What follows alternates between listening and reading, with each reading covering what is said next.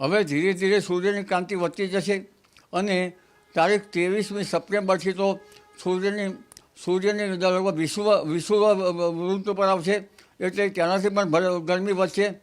સૂર્યની ક્રાંતિ જે છે એ હમણાં થોડી વધેલી ક્રાંતિ ઘટતી જશે અને ધીરે ધીરે એ ક્રાંતિ જે છે એ સૂર્ય વિષુવવૃત્ત ઉપર આવતા પુનઃ ભારેથી અતિ ભારે ગરમી પડવાની શક્યતા રહેશે 23 સપ્ટેમ્બરથી 26 ઓક્ટોબર વચ્ચે.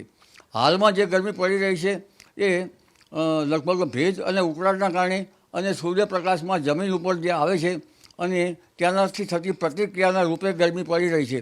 એટલે આ ગરમી જે છે જ્યાં સુધી જે હવામાનમાં સૂર્યપ્રકાશ નહીં આવે અને રજકણો અથવા બીજું કંઈક આવી જશે અને સૂર્યના જે વાદળોનો સમૂહ આવી જશે ત્યારે ગરમી ઘટશે, પણ ઉકળાટ તો રહેશે.